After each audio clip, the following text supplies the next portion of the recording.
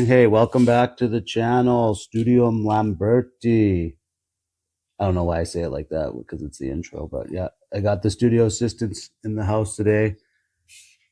We just gessoed those boards in the last episode, which is actually still the same day. They're over there. I'm gonna do some more work. I just thought maybe I'd talk about some of the stuff I'm working on right now. This is a portrait of my great grandmother, I guess it would be. It's my grandpa's great grandmother. Said he wanted me to do. He gave me a black and white photo of it, so I'm just trying to put it into color. It's still got a lot of work to do on it, but I'm gonna enter this. Actually, I have to get it done by June 30th to submit for the Laguna competition in Venice, and see if it garners any reaction. Maybe, maybe not, but it was just something someone asked me to do, and I thought, okay, we'll throw it into that competition. This one will be leaving today. It's all been varnished. This is Blessed Connor Bishop in Ireland, martyred, hung, drawn, and quartered. It was the image I used for this image was actually a painting of Saint Denis, and I used that as my, I guess, guide because there's no images of Saint Connor. So this was asked. It was a commission from a friend, and he wanted a saint.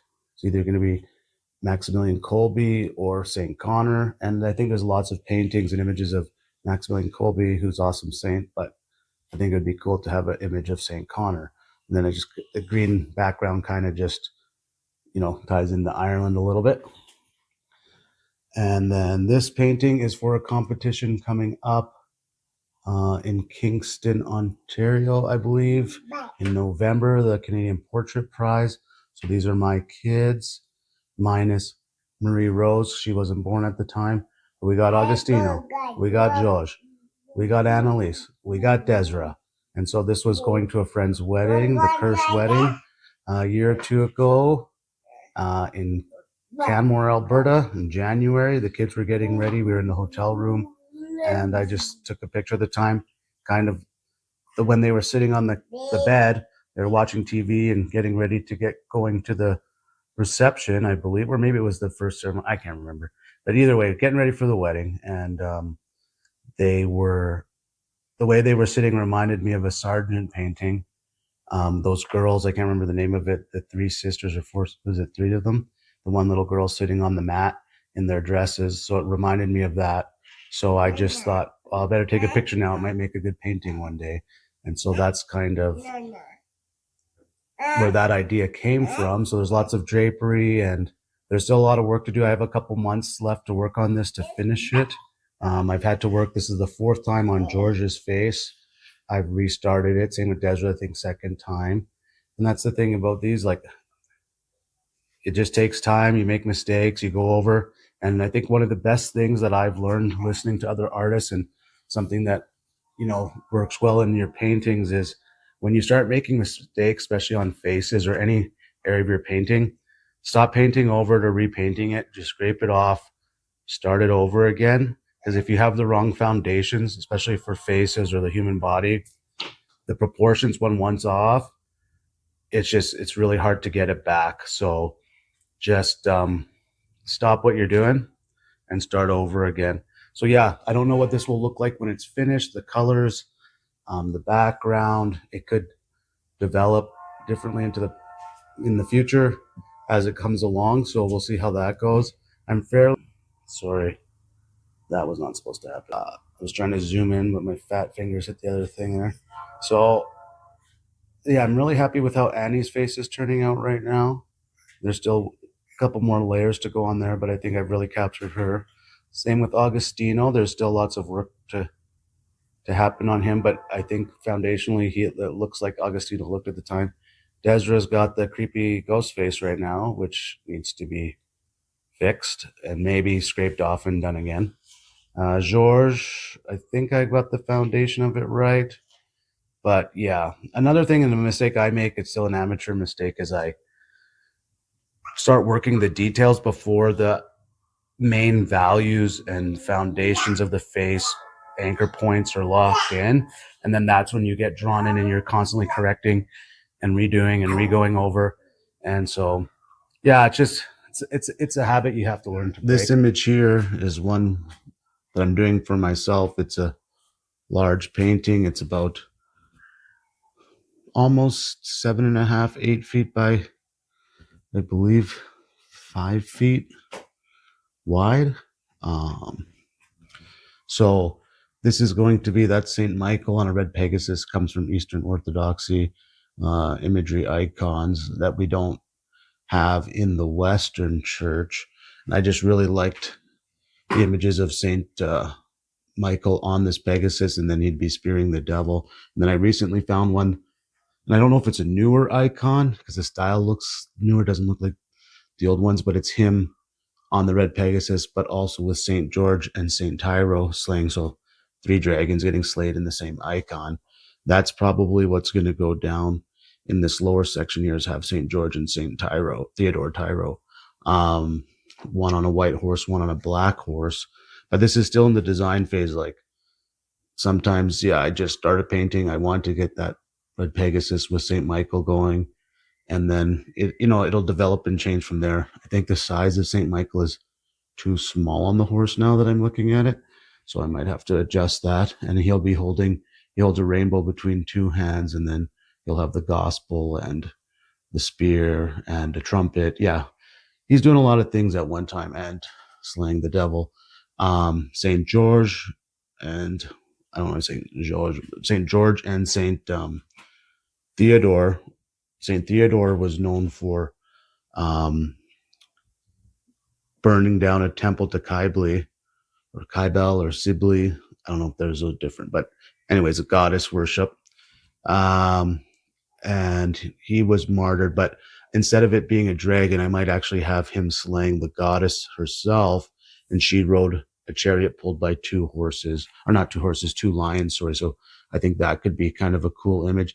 And so also then, so how to merge East and West together, and then also bringing that into a contemporary time frame with images. Like, are they going to have spears and swords, or do I want to change it out and have them using like rifles? I find it's a hard thing to make an image that is, holds to tradition, but then also makes it of this time. Like you look at Renaissance and Baroque paintings, they're at the Annunciation or at the Crucifixion or whatever imagery they're taking from the Bible or whatever, but they're wearing a lot of times contemporary clothes. They could be wearing Venetian silk or whatever. And it's like, to us, it looks old, but it's definitely not, accurate to the time frame. But for us, it looks right. But at that time, those people would be able to relate to the image because it showed things from their time period. But, I've seen paintings where they put Jesus or saints and people with our time period wearing suits and stuff. And it seems off. So it's just for me, I think anything, if it's done right, can work. For me, it's a challenge of trying to figure out how to make those images, how to make it speak to people of this time period, but hold true to the traditions, and, how will it speak to people in the future, while also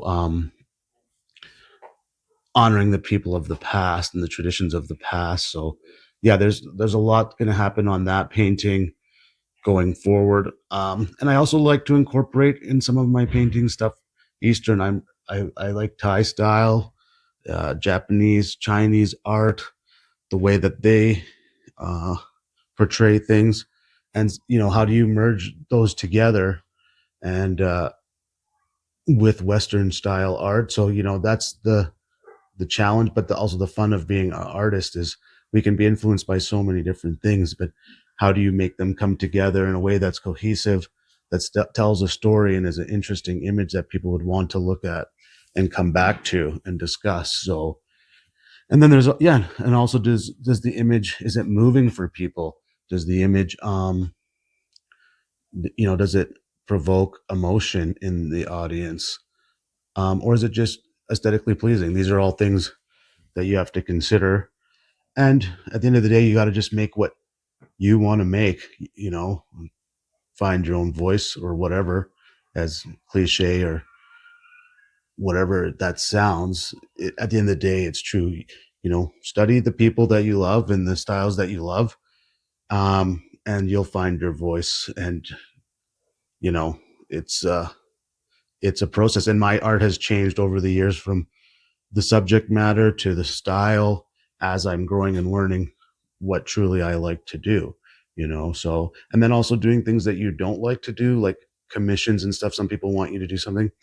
It, you know, it might not be exactly what you want to make, but you learn things through trying out different images or, you know, different subject matter that might not necessarily be your bread and butter. So, that's just a little bit of update on the images I'm working on now. The canvases got walked on again. I don't know if you remember from the last episode, but yeah, I got to put some more gesso on those. And yeah, the new images that I'm thinking of now, I might do one from an image I took of St. Paul at St. Paul the Outside the Walls in Rome when we were there last November. Um, it's an awesome statue sculpture. So yeah, I don't know. That one might go on the smaller wood panel. I'm just getting this bigger one ready, prime for, I don't know what's going to come to me, but that might be in the works. Something else, I might get another inspiration or another idea here soon. So yeah, we'll see where that goes. Thanks for stopping by, and don't forget to like and subscribe. Have a great day. Bye.